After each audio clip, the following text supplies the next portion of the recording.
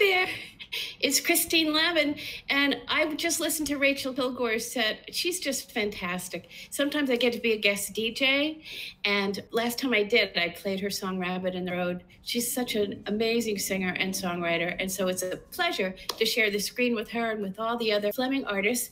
And before I start my set, I just want to give you a quick little tour of my apartment. I live in the Lower East Side of Manhattan. I want to show you what's right outside my window. Okay. Can you see that?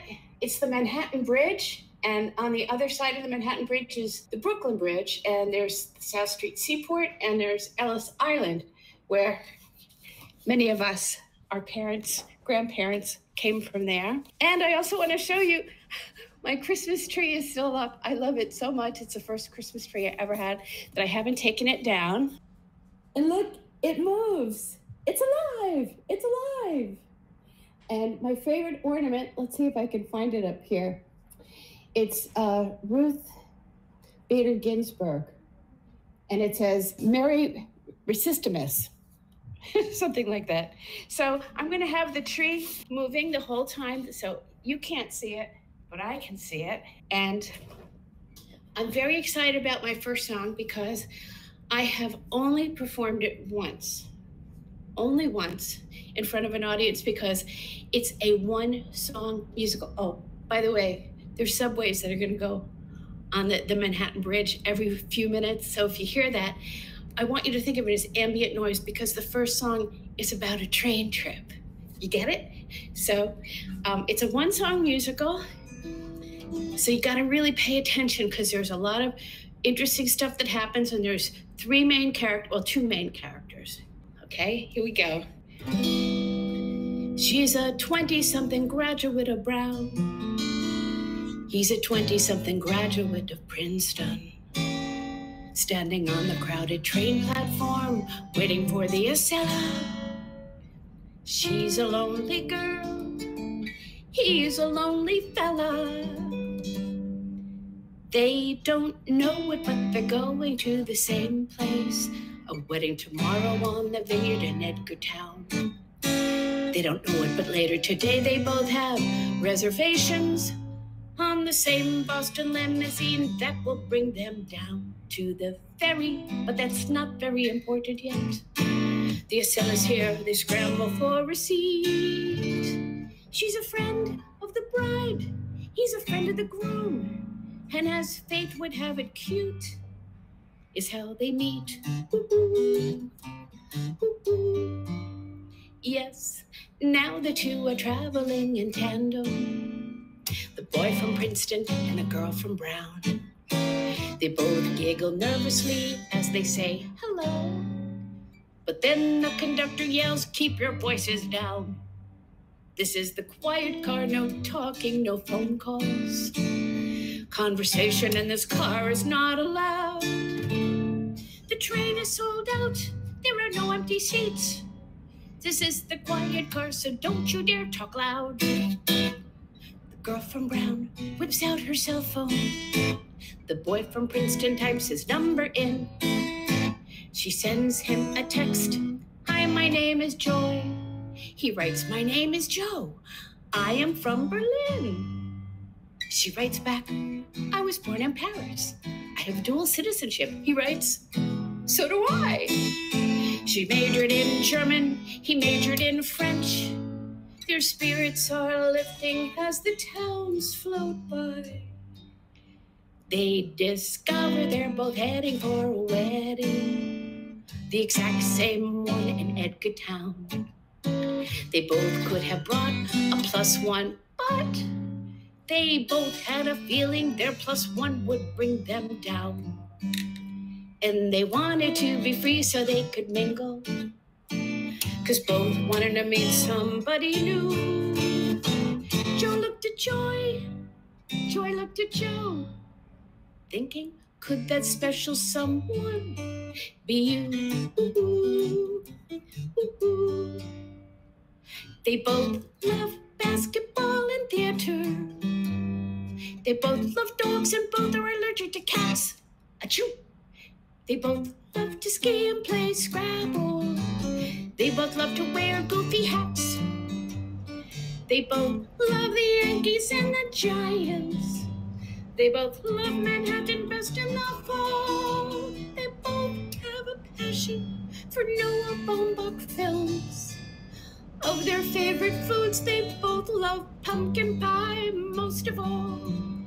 But she prefers hers with bourbon-flavored whipped cream. They zoom past New Haven and New London. Near Providence, Joy reminisced about the time she worked the state for Hillary. He texted, "Oh, are you a feminist?" She wrote back, "Yes, of course, and a Democrat. And you are?" He hesitated, then said, "Let's not go there." He tried to change the subject to something else. Said, "Oh, look at all the pretty clouds up in the air. Ooh, uh-oh." "Did you vote for him?" She wrote in all caps. He wrote back, "Do you really have to know?" She wrote, "Yes, it's important." But she was thinking, "Say it isn't so." He wrote back, "Yes, I voted for him, and I'm happy that he's shaking things up in Washington. I'm working on his re-election campaign. There's so much more to do. He is not done." As the train lumbered on toward Boston, whoop, as the train lumbered on toward Boston, Joy put her cell phone away. Joe put on his headphones to listen to Sean Hannity prevaricate all day. In Boston, they grabbed their bags and parted, only to meet him again at that limousine. In silence, they rode to the ferry at the hotel. Joy had room 20. Joe had room 19. It was the worst wedding either had attended, and both had been to more than one disaster. They both wished, why isn't there a fast forward button to get us through this awful weekend faster? On Sunday night, they boarded the same ferry, made a wish upon the same shooting star. They rode the train back to New York City, enduring silence in the quiet car. I'm kidding! He's not a Republican. He's a Buddhist. And guess what? She is too. And they're both vegans. And they're both in the Cloud Appreciation Society. And talking like sesquipedalians is something else they love to do. A sesquipedalian is somebody who uses big words unnecessarily. They both adore the movie Coco and have seen it so many times, and every time they cry. Next time they watch it, Joe will pop the question. Joy will make such a lovely bride. So all you single people who can hear me, next time a wedding invitation comes your way, don't take a +1 unless you must. You don't know what Cupid might have in store for you that day. And if you must travel to that wedding, the quiet car might be the perfect place for you to strike up a silent conversation. Have your cell phone charger handy. Have your cell phone charger handy. Have your cell phone charger handy, just in case. The quiet car. I made a couple little goofs in it, but it's because I'm still working on it. But it took me 10 years to write that song. It's because I got on the quiet car one day without knowing it and started to talk to this guy, and everybody was going like, shh, shh. It's like all the hall monitors who grew up and now they're really mean business people. So I first wrote it as a story. I submitted it to the New Yorker. And guess what? The New Yorker rejected it, but they complimented it and said, keep working on it. So there's an example of when you get a no, you just keep going. You just keep going. By the way, I hope you like my earrings. My friend Mary Enright made these. She's a goldsmith. And what she did is, it's actually a voice print of my longtime love on one side and my voice print on the other. These are my new lucky earrings. So this next song is also, this is a brand new song. And I got the idea for this when I was also riding the subway.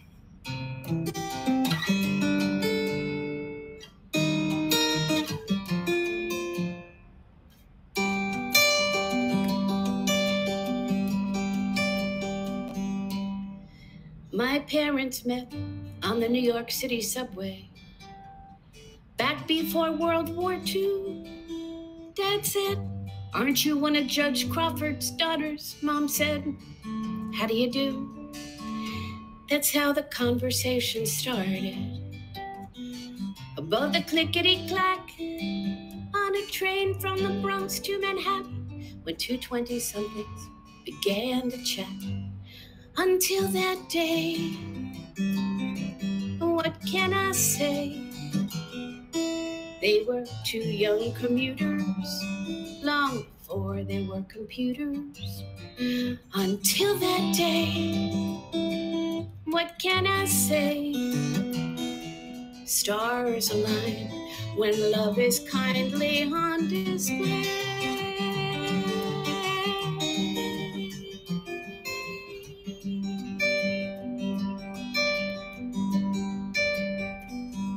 First thing they did after they got married was to move north, 50 miles up, to live a life bucolic, drinking from the Lavin cup. The babies came one after another, after another, after another. I am the fourth of 9. They did the best that they knew how to keep us kids in line. It was never easy with a family that size. Thank God for our black Labrador Spanky, with his gentle, trusting eyes. Sometimes spanking was the only living thing in the house to be loved by everyone unconditionally. My oldest sister went to nursing school. My oldest brothers were college bound. Soon I was too, but for much of that time I was lost, until I found that music gave me purpose. So I saved every dime till I could quit my day job. It took such a long, long time. And the younger kids all found their way in science, sports, and history. One became a journalist, no, one became a therapist, one became a journalist. He's a bit of a mystery. Some got married, some divorced, some have kids who are now grown. I keep up with their exploits 'cause they text me on my phone. Yes, I'm riding the New York City subway, staring at the screen. I look up, a little boy is pestering his mom. She looks all of 19. A lovely girl sporting earbuds next to a young man sporting earbuds too. But they're both staring at screens, and for all we know, she's in Brooklyn, he's in Kathmandu. I want to introduce them to each other and say, kids, open your eyes. Standing right beside you might be a sweet surprise. But I say nothing as the subway rumbles into the dark.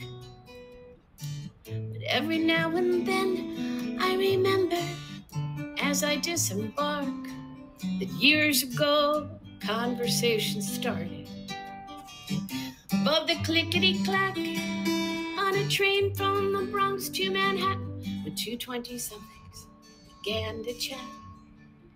And the day they started talking, everything was new. You gotta look up from your cell phone so this can happen to you. Until that day, what can I say? They were two young commuters long before there were computers. Until that day, what can I say? Stars align when love is kindly on display.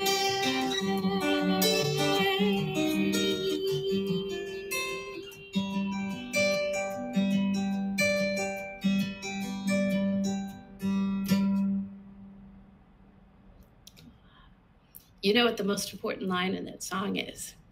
You gotta look up from your cell phone so that can happen to you. I can't wait to record that song, but I'm still working on that one too.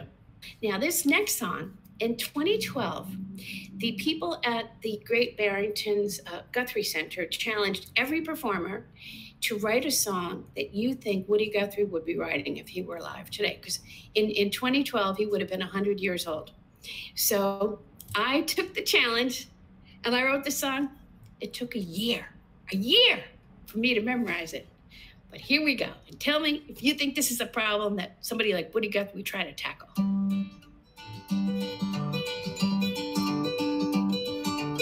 Way back last century, I joined America Online. Had to come up with a password, something uniquely mine. I picked the word lightning. I have no idea why. Light is gonna be my password till the day I die.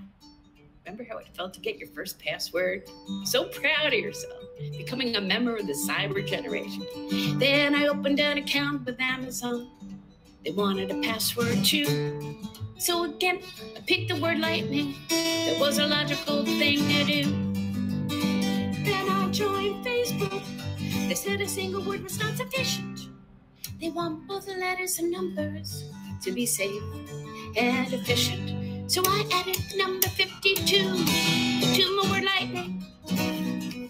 Lightning 52 is my Facebook password. My online skills are heightening. But then I read it's dangerous to use the same password everywhere. So I thought, okay, what's easy to remember and accompanies lightning up in the air? Thunder. That'll be my new password as I download iTunes. But they also want a number, so Thunder 1 is what I picked that afternoon. Then I joined satellite radio and now the password to create what goes with lightning and thunder. Hail! That'll work just great. But no, they said hail's too short a word. But hailstones, that works fine. I've already come a long way from lightning and obsolete America Online. Then I joined Gmail, lightning, thunder, hailstones, Twister. But they tell me that's a weak password, so I consult a little sister. Now, when you have computer trouble, you can't go to anybody older and wiser, because there is nobody older and wiser. I know a woman whose 3-year-old helps her when she has computer trouble. I said, you should keep that to yourself. Anyway, my little sister said, how about the word hurricane? But add a number, make it secure. So Hurricane 53 kept the bad guys from my digital door. So far, so good, till the day Facebook let me know somebody hacked into my account. My old password has gotta go. Oh no, Lightning 52 became Lightning 53. But only for a couple of weeks, cause then my account got hacked again and my password needed tweaks. But Lightning 54 was rejected. They said it was way too close to Lightning 53. So I made a bold choice. Humidity 9, that's the new password for me. Everything was A-okay, till the day I let a friend use my laptop. She did something to my AOL account that brought it to a screeching stop. They said she emailed way too many people. My account got jumped. I could reopen it in 24 hours. My password was now defunct. So AOL gave me a new password, my zip code, and my initials. But they said if I didn't like it, I could change it back to something more creative and less official. Well, I tried changing it back to Lavin, but they said, nope, you gotta pick another word. And for whatever reason in that particular moment in time, Typhoon 56 is what I prefer. Lightning 52, Thunder 1, okay. Hailstones are... This is the sing-along part. Weren't you paying attention? Lightning 53, Lightning 54. Starting to get confused. What is that? The password for Humidity 9, CL10025. I think I'm starting to overload my brain's external drive. Typhoon 56. I don't remember what that does. If only I could go back to the time when lightning was the only password I had to remember, the only password to memorize, the only password to open sesame, everything under digital skies. But the days of the single, simple password are ancient history. I'm going to change my password to I'm an old idiot 1, 2, 3. Now, I got a confession to make. Some of those are still my passwords. I know. I'm just singing live on the internet. My passwords. What was I thinking? But people say, aren't you afraid somebody out there is going to steal your identity? I said, not 1 second am I afraid of that, because I can see you can't remember your own password. What are the odds you're going to remember mine? Oh, by the way, if you want to donate some money to this all-day concert, it goes to all the Fleming artists, and it's just go to Fleming Artist / Fleming Fest. Give $1 million, and then nobody else has to give. If you give $1 million, wouldn't that be nice? Okay. I love to connect people with their psychic powers. I've got to get serious here. And this is an actual psychic test in the form of a song. There is some arithmetic in the psychic test. If you're not good at math, you can use a calculator. That does not affect the psychic part of it. But before we do the song, I want you to put your hand on your computer screen so that I can establish a psychic connection with you. I'm going to put my hand on the computer screen. Okay. And you put your hand up there. Let's see here. I'll put it here. So we're touching. Okay. I hope you put your hand up there, because now we're psychically connected. And at the end of the song, really only 2 or 3% of the people actually get through the whole song and get all the answers right. But because we now have an established psychic connection, you might be in that 2 to 3%. Here we go. I am psychic, so are you. Just do what I ask you to. You skeptics won't believe it's true. I am psychic, so are you.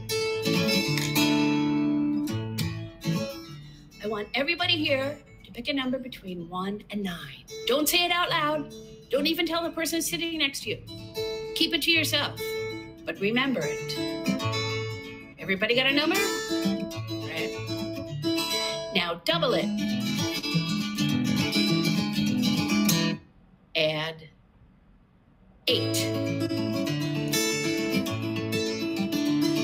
Divide this number by 2. Subtract the number that you started out with from the number you have now. Look at my brain. Look at my brain. You have some psychic powers if you are now thinking of the number 4. All of you who are thinking of 4, I invite you to the second level of psychic testing. If you're now thinking of 4, you're out. We're on the honor system here. Now for the second level of psychic testing, I want everybody here to pick a number between 2 and 17. Remember it. Now double it. Add 12. Divide this number by 2. Subtract the number that you started out from the number you have now. Look at my brain. Look at my brain. You have even more psychic powers if you are now thinking of the number 6. All right? Oh my God, so many of you got that right. All right, you know what? We're going to make it much harder. We're going to the highest level of psychic testing allowed in North America. Pick a high number if you're confident, pick a low number if you're not. But remember it. Now double it. Add 4. Divide this number by 2.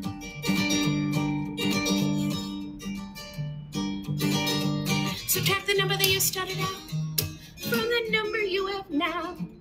Now don't say it. Whatever this number is, I want you to go to the corresponding letter of the alphabet. If you're thinking number 1, that would be A, 2, B, 3, C, 4, D, 5. If you're thinking number 26, that would be Z. All right? So you're all thinking of a letter. Okay. I want you to think of a fruit that begins with the letter that you are thinking. Okay, so you're all thinking of a fruit. Now, I want you to go to the last letter of the fruit that you are thinking. And I want you to think of a state anywhere in the United States. No. Think of a state only in the northern part of the United States where this fruit probably wouldn't grow. So you're thinking of a fruit. You're thinking of a northern state. You're looking at my brain. Okay. Look at my brain, look at my brain. It goes on your resume. You are 100% psychic if you are now thinking of a banana in Alaska.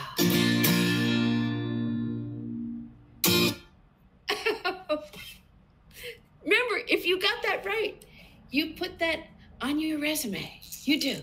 You put that on your resume. And if you were thinking of a blueberry in Wyoming, you're psycho. That goes on your resume too. Oh, okay, I've got time for one more song. Thank you so much. Thank you, everybody at Fleming. Thank you, Mary, for making my beautiful earrings. This is a beautiful guitar by Grit Laskin. And I'm going to do a song that I wrote when I was on my way to the Kerrville Folk Festival. I got on a plane in New York, flew to Houston on to San Antonio, and the Houston airport, I noticed that a fly got on the plane. And then the plane got struck by lightning. And I wrote the song when I was trapped inside the body of the fly. I'm a fly on a plane. I'm buzzing all around. I got on Houston. I'm San Antonio bound. I'm not riding in coach. I think I fly first class. I'm on the head of a banker. Zip, zip, I'm on the rim of glass. My, oh, my, I'm a fly to get a free ride on a plane. I'm a fly on a plane. My flight's a little erratic. The highest I've ever been was in a swing time cowgirl's attic. I didn't mean to leave home, but now the die is cast. I guess my destiny is to roam and to fly really fast, very fast, mighty fast. My, oh, my, I'm a fly to get a free ride on a plane. When I get to San Antonio, I'm gonna make a lot of new fly friends. When I tell them that I'm from Houston, the eyes will bug out and they'll say, come again. Don't tell us no Texas tall tales. How did you get here? I'll say, I flew. Although San Antonio flies will say, man alive, I've got immense respect for you. Zip, zippity-doo-dah. Zip, zippity-yay. Zip, zippity-doo-dah. Say, hey, Willie Mae, say, hey, I'm a fly on a plane. I got a lot of dreams. I never counted on or rolled up in Flight magazine. That's it. He did. It was just a fly. It's not like it was a puppy. Get over yourselves. Goodbye, everybody. Thank you. And stay tuned for the next Fleming artist.